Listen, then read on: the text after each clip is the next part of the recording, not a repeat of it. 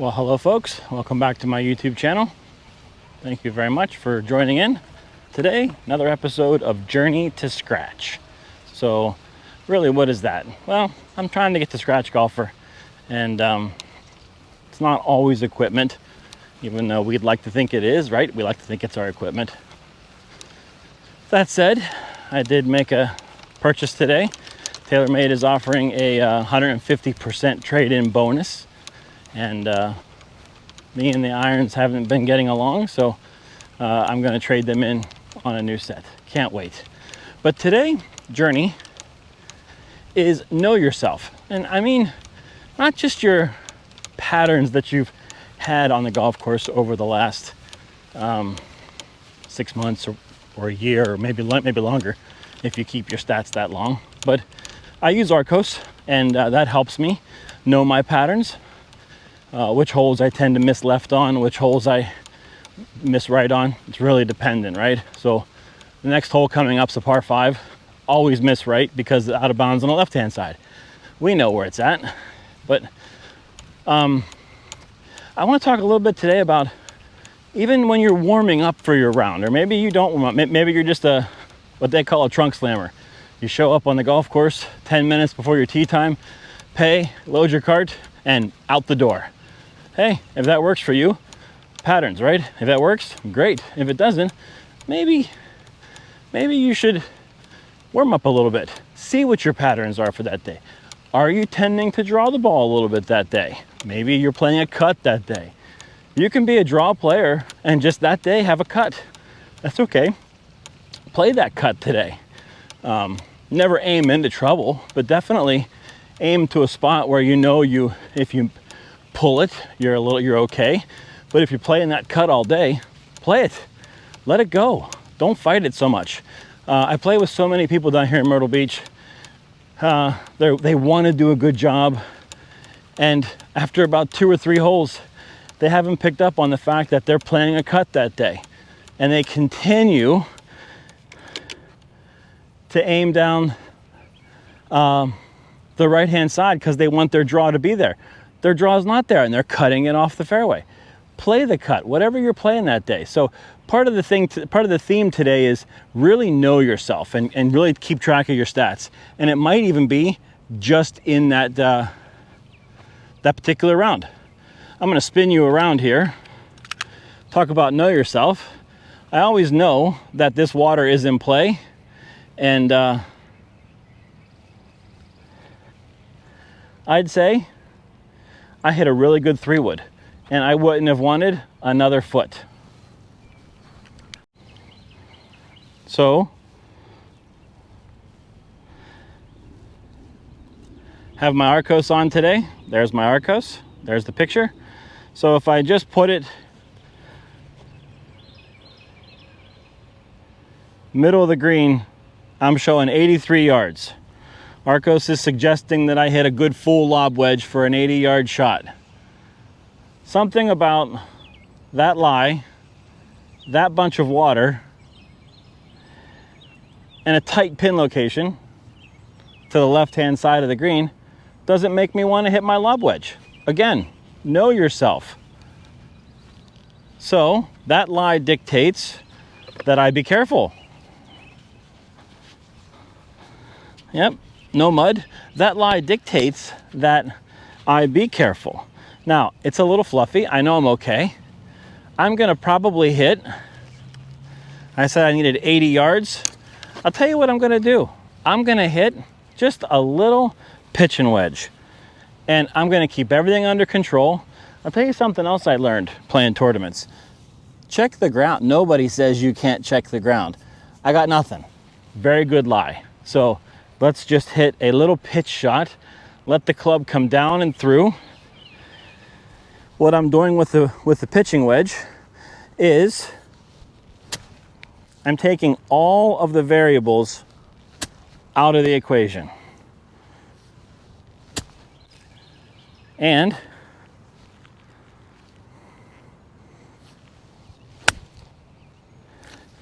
hitting a really good shot to the middle of the green, off to the right, peeling back to the left. Again, Know your patterns. See, another thing too, that ball was sitting really high in the rough. So for me, I tend to hit it a little bit higher on the club face when it's sitting up high. I still get down into the ball very well. That there, you can see that I caught it just on the inside.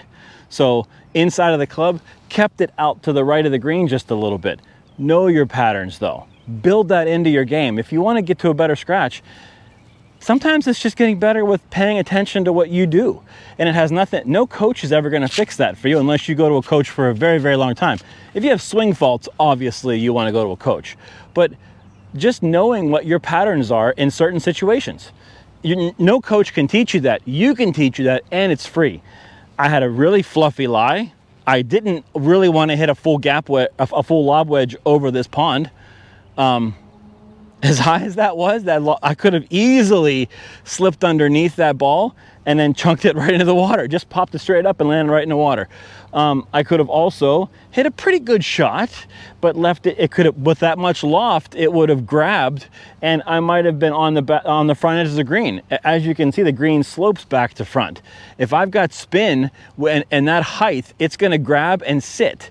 I would sooner take those out of the equation. So I just grabbed a pitching wedge and choked down, knew that I could control the loft and the trajectory, and then just swung through the ball. Now, I would have rather been back 2 yards and been in the fairway than being able to control my spin, control my launch. But now I have about a 15, 20 footer for birdie. I'll take that with that lie all day long. So landed somewhere here in the middle. There's my divot. Actually, I'll bet that's my divot right there. That's where I landed. And then just trickled off to the back, I don't know, 20 feet.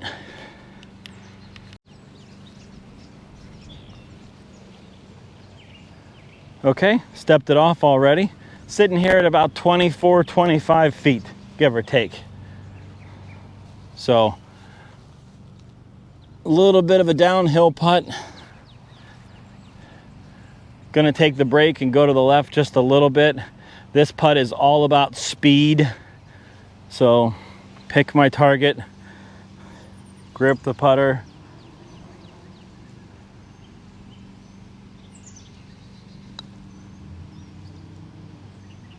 Get in the hole. Wow. Just missed a 25-foot birdie putt by a half a ball. New video coming out on this soon, folks. Brand new putter. More on that later.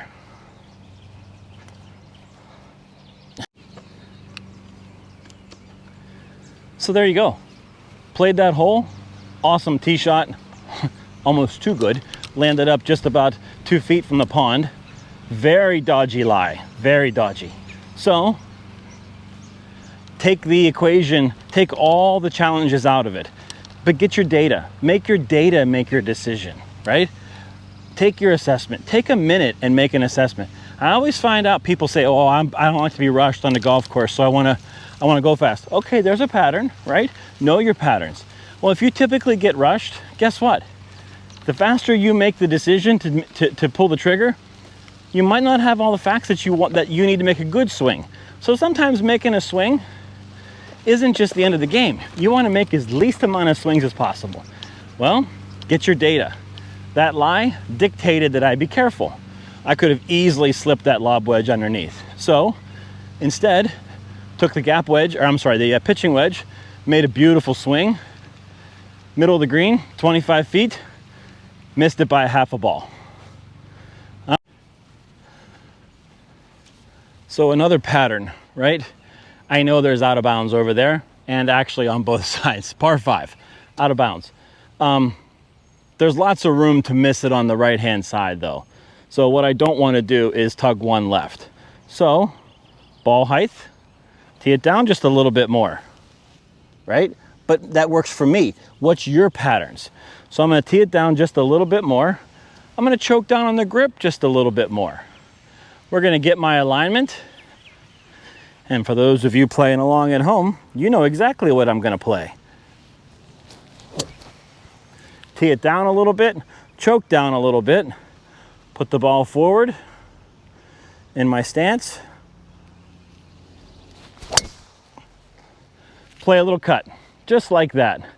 Should have no problem covering the bunkers, and did. Now I know there's a little slope on that hand side of the green of the fairway. It kicked and rolled left.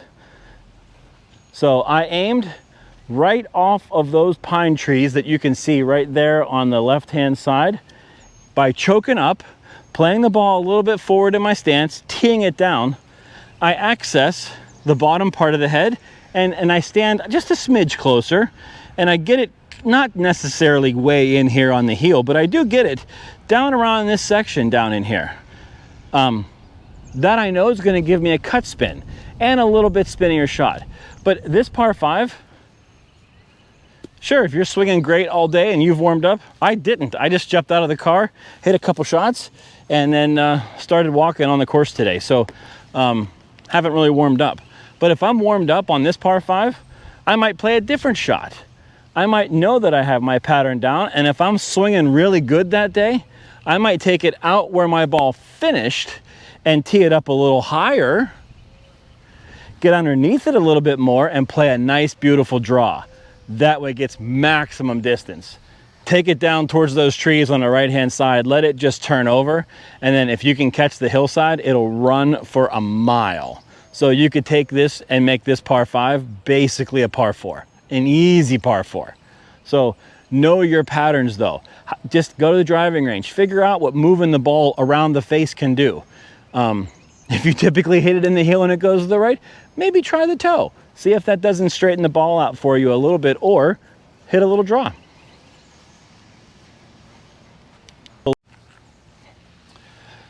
So I mentioned I have Arccos now. I did move away from ShotScope. I really like ShotScope in the fact that it had all the data points that I needed. I didn't need a ton of stuff. I really didn't need an AI caddy, although it's kind of nice. It's just buggy. So trying to connect any one of your devices via Bluetooth, it took 7-10 times to get it to connect, then it finally did download. Anytime you have to update a course, or multiple courses, hey, courses change, right? It was very buggy. You had to do one course at a time, restart it, do the next course, and it just got to the point where yes, it was cheaper, 150 bucks out the door and no subscription fee. I get it, it's cheaper, but it's just buggy when you start to want to use it. The nice part about Arccos, first off, it's all in your phone.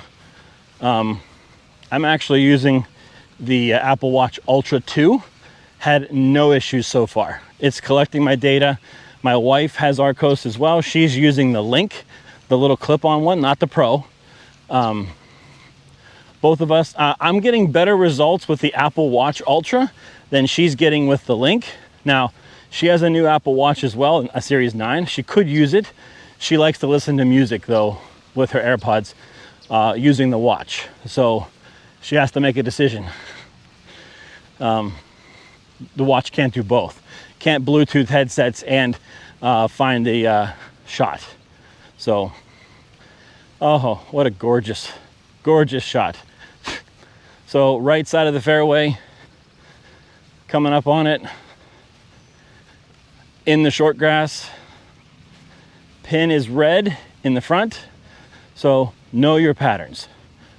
I took left side out of play, knew that I had slope on the right-hand side of the fairway, that if I overcut it, it was never gonna go through the woods, unless you sliced it, obviously, but a bad swing's a bad swing. Where's the 200 yard? There we are. Okay, so I'm within 200. I'm gonna have a go. Yeah, here's the 200 yard marker. And pins in the front, so this could be go time. All because of a good swing, and because I knew I could make an aggressive swing to a defensive target. So what I mean by that is, I aimed up the left-hand side. I knew ball forward on my body promotes a cut. I choked up a little bit, flattening the lie angle promoting a more left to right ball flight, and then stood a little bit closer to access that part of the heel. Here I am here in the fairway. Not the greatest of greatest lies, but sitting here at about, let's get the Arccos out and take a number. I have 188 playing like 175. So decent lie. Let's see if we can't get 6 iron, I think. Okay, good lie. Wind at my back just a little bit. Intermediate target. Want to come right off that old mark. This should be just enough club to get me in trouble. No, should be middle of the green. Should be middle of the green, which takes those front bunkers out of play. Even if I pull it a smidge, push it a smidge, I'm okay. What I really want to do is not be in those front bunkers. So good posture, relax my grip. Great hit, turning ever so slightly in. Can't tell, couldn't see it over the lip. That bunker up there might have been a little chunky, might have been a little tight. It was really tight lie. It's always wet in the front of the green up there, so you're never gonna get a bump up and a run. So might have chunked that one just a little bit. Goes back to the point of my irons. I don't hate the 770s. I'm just not as good as I was with my 790s. And I hit the new 2023 790s recently. And just a touch more forgiveness. They also got rid of the hot flyers, so I've noticed. I played about 17 holes with the new clubs. One of my friends let me borrow them. So thank you, Kim, my wife. So she does play stiff shafts in P790s. I really like them. And when I compare them head to head, the great shots from the 770s are great, and the 790s keep up. But the so-so shots from the 770s, that's the difference, right? I lose a little bit more yardage, a little bit more accuracy, and the 790 just takes over. That little bit of help is all I need to just build a little more confidence in a round. Again, back to your patterns, right? Journey. When I have a couple of bad shots in a row, creeps into your mind, then you start to think, okay, now I'm over this shot. And instead of really focusing on the lie and where you want to land it or how you want to hit it, cut, draw, whatever, or just hit it, you start thinking, oh, what if I chunk it?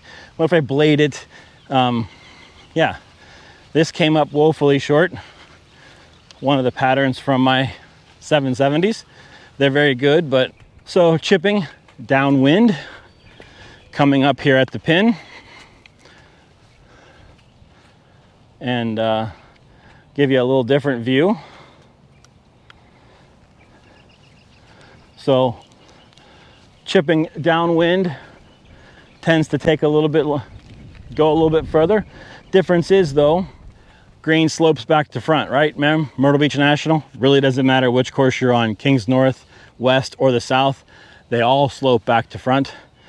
I know when I chip with spin, it's gonna hit that hillside and kill it. So I can be a little bit more aggressive with my landing spot. I don't have to wait. I don't have to hit it to run up. I know I want it to go a little bit further.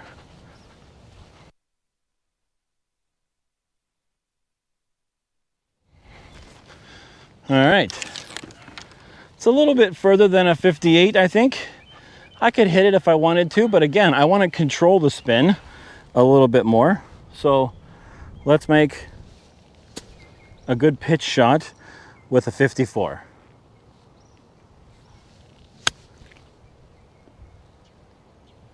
Definitely had some spin. Probably hit it a little bit too firm. Might have chose the wrong club. Let's try that 58. I just happen to have another ball in my pocket. These are rounds that you can work on as well, right? So when you're playing practice rounds, this is where you can figure out. I also hit the seed golf balls today instead of the left dash.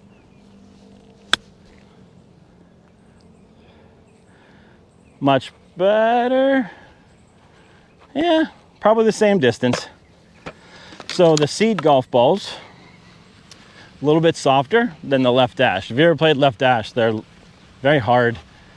I like them when I'm playing off the driver. Not so sure that I'm in love with them around the greens. So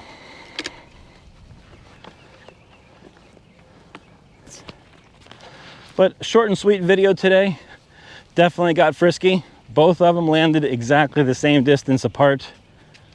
So let's get you set up. Kind of thinned the 58-degree wedge a little bit.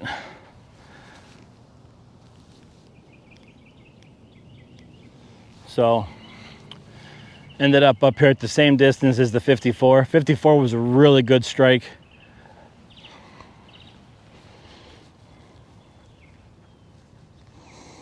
Everything looks good.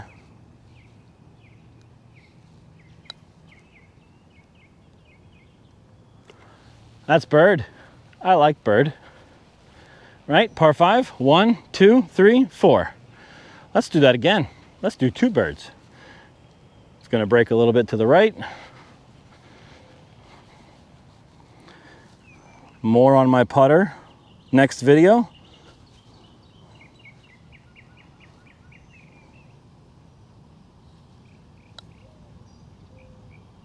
A little bit tentative, but -1 with 2 balls. Didn't really hit it. I didn't give myself a chance on that one. Let's do that one again. I just never gave it a chance. About right here, I think. So again, line up. All the toys in the world doesn't fix a bad stroke.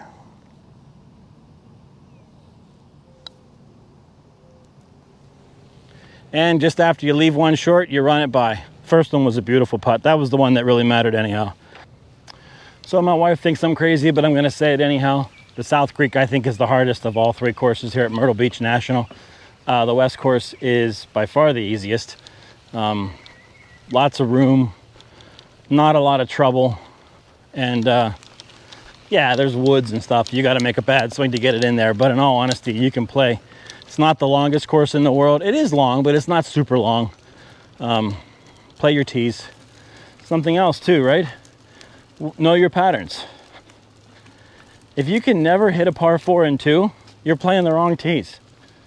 And I'll just come right out and say it. There's no such thing as men and women's tees. It's the back tees, the second tees, the next tees, and the forward tees. That's it. Let me tell you, the girls that play at the high schools here, the high school tournaments, they don't need the forward tees. They can hammer the ball. They're not women's tees. Based on handicap.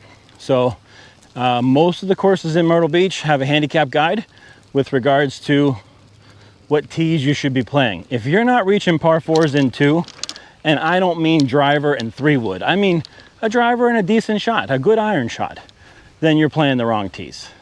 So move up, make the game more fun, more enjoyable. Remember, handicaps are based off slope and rating. Slope and rating is based off the tees. It doesn't matter if you're playing up or back. Your handicap will be adjusted. Okay. A pond on the right hand side. It's a little dog leg to the right. It's actually a sharp dog leg to the right. The pin's basically straight over those trees. Road on the left hand side. It's not out of bounds, but if you get over there, it might as well be. You're not finding it. Bunker on the left hand side isn't the worst spot in the world. I do have wind at my back, significant wind at my back. The play is just a good solid 3-wood down there. You need to get down around the bend. If you don't make the bend, you're going to be blocked out. So I've been messing around with club length. So if you see me choking up on some of them, it's just because that I'm trying to see if I can gain control without losing distance. So far, I'm winning. So again, same thing. I wouldn't mind a little baby cut. just like that. Cutting around to the right-hand side. Beautiful. Up on those hillsides on the left-hand side, it didn't actually cut as much as I wanted, but I'm not in a bad spot. I'm down far enough that even a lie in the rough is going to be fine. I have a very short iron in, so really at that point it's just a matter of getting it down there, down far enough past the trees. The challenging part on this hole is that pond on the right hand side. If you slip one off to the right just a little bit too much, you bounce and it runs into the pond, so you're done. What you really want is that last mound on the left hand side, exactly where I hit it, and if it cuts, you're a hero, and if it doesn't, it's not a terrible shot.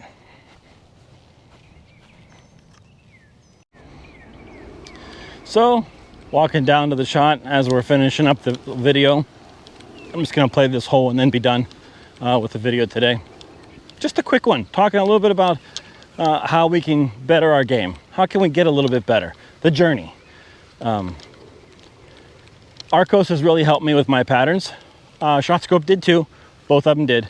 The biggest reason, there's not that much difference in between. I do use the Arccos Caddy suggestions sometimes. I'm a decent golfer. I kind of go by feel. What's the wind doing? How have I been playing that day? Arccos Caddy looks off the number, the data. It's purely a data-driven thing. It doesn't really talk about how you've been doing that particular day. So if my swing's not quite there that day and I'm coming up short, maybe take an extra club. If I'm into the wind, maybe two. Where's the misses, right? Is the miss front? Long's bad. Like this next hole, the miss is the front. Pins in the back corner there, and it's just begging you to overshoot.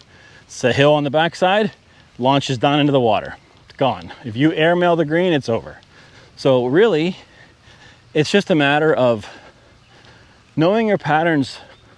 That gives you a good game plan for that day, but don't be afraid to call an audible in your game plan, right? Don't be afraid to go, okay, it's my plan that I had coming in today was to hit draws. Well, maybe you're cutting the ball that day. Cutting the ball means you just got to play a cut. And if you don't know where your ball's going, then yeah, you probably do need to go get a lesson. If you're spraying it all over the place and you're left and right, then you definitely want to get a lesson. I've had two already from Alistair Dyer at Barefoot. He's an amazing coach. Great job for my two lessons so far. I will definitely take more. Right now, I'm just trying to get figured into what he wants me to do so my body can do it. I had said that there's no bad lies. It's kind of in the rough. So, gonna lose all in total control. It's thick. Nestled down pretty good. As you can see, the overseed is dying off and the Bermuda is coming in with teeth. So, okay. Arccos is saying it is 103, 104 to the middle of the green. Okay. Lie is thick, juicy. So my patterns, I tend to hook, shut the face. They tend to hook. So, because the grass just grabs the face and shuts it down and it wants to go left.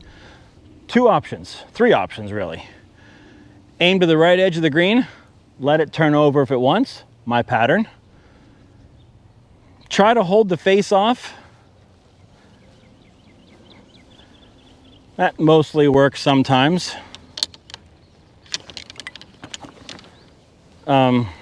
Or if you have a little more loft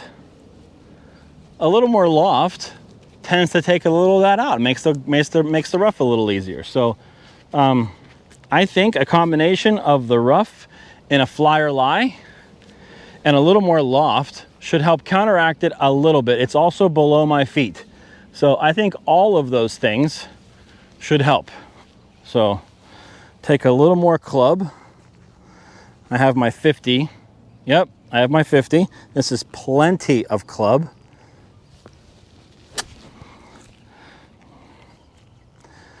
So that's a beautiful swing. Stay down and through it. Really commit to the shot. Boy, was that thick. I did everything that I could. I hit it in the center of the face. 1, 2, 3, 4 grooves up. Exactly where I wanted. It's just that thick. Sometimes it is what it is. Drop one. Let's try one more. See if I can't. It is really, really thick rough.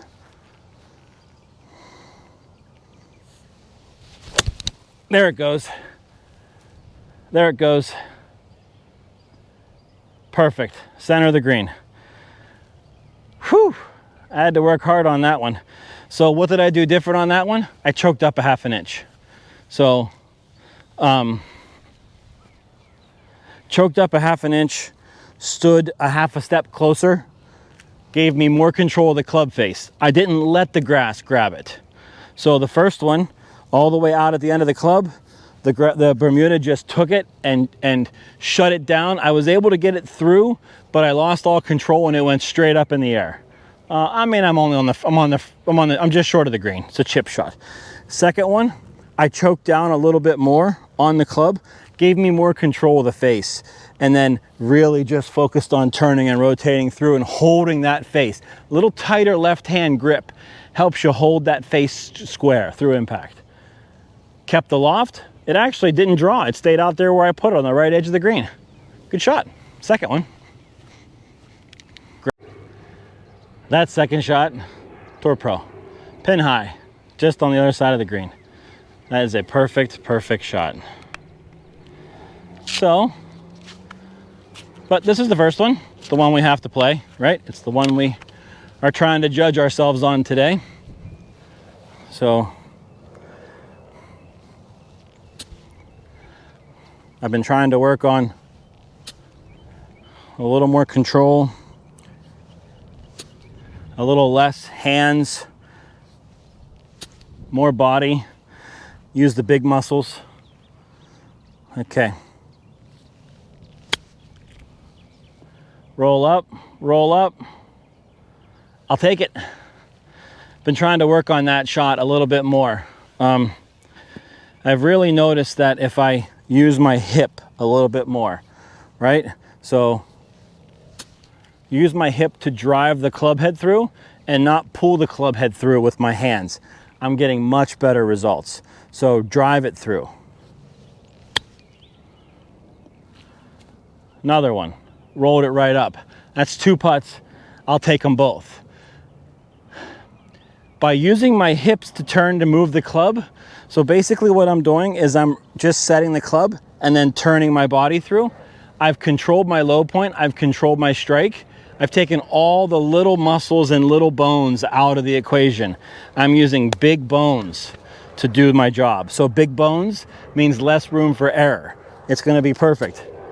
And again, I knew I had, it's all lie dependent, right? Know your patterns. If I was chipping this way, totally different. Into the grain. Now, I'm not a big grain putter guy just yet. I'm still learning that art, but the grass is growing that way. Look which way the grass is growing. That'll make your chipping a lot easier. Are you chipping with the grass or are you chipping into the grass? If you're chipping into the grass, completely different chip. I wouldn't use that one. I would probably use that. That's a ball first, or that, I'm sorry, that's ground first, a chip shot. That's a ground first chip shot. I'm actually taking the variable, again, taking the variable out of the equation. Use the bounce of the club. Don't use the leading edge. Use the bounce to go down, use the ground to get your loft. The other way, with the ground, or I'm sorry, with the grain, I can use the grass, The loft is there, but now I have more control over my leading edge. I know it's going to just fly straight through the grass. So as we're moving down our journey towards getting better, playing better golf, whether you're trying to break 100, trying to break, I remember the day that I broke 100 like it was yesterday. And if I'd asked that person way back then, could you have imagined if you were trying to shoot for scratch? That guy who broke 100 15 years ago, 13 years ago probably, no way. He would have looked at me and said, "You're crazy." Little wins. Find your little wins as you move through your journey. Find those little nuggets that you can make yourself just a little bit better. Best part about golf, the best players in the world can always shoot one stroke better. There's always one stroke somebody did. Even if you shot 59, right? The elusive 59. They can always look back on one stroke that they could have done better. Made a better read, made a better putt, made a better chip, didn't hit the drive in the trees. So whether you're trying to break 100, 90, 80 consistently, I'm right in that window where I play high 70s, low 80s. So I have days where I'm playing really good golf and I'm in the 70s. And I have days that my wife would tell me I'm still playing really good golf and I'm in the low 80s. But I know I gave it away. I know you guys will have that too. So we'll get the first putt out of the way. This was the second shot that I made out of the rough. So as you can see, pin high, plenty of room to work with on the green. And I learned from my patterns, choke up a little bit more, stand a little closer. That'll help me in the rough. There's something I learned today. So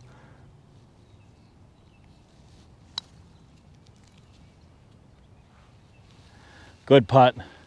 Really good putt. Thought I hammered it, but they're definitely slow because we're coming up on 7 o'clock in the evening here today. But that would be a par. These two I need to make for pars. So today, let's pull the pin. Move you guys over here. I am by myself.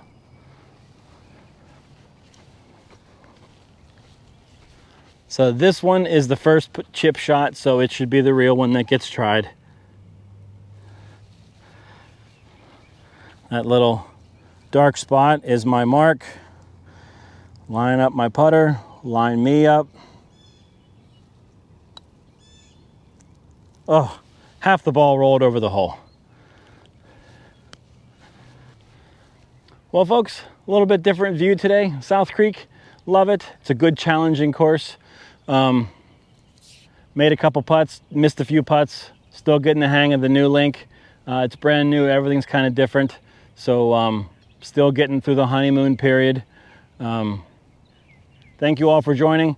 What am I looking for next? Oh, how about a couple new subscribers? If you love what I'm doing, subscribe to my channel. It's free, doesn't cost you anything, and it would really help me on my journey as I try to build a little bit of a YouTube following. So next one will be probably a full putter video. So now that I've had it for not a week yet, I just got it on Saturday and today is Thursday. So haven't even had it a full week yet. So still getting the hang of it, new grip, new lie angle. Everything's a little bit different, but we'll get through it. Thank you, folks. Give me a like and look forward to seeing you in my next video.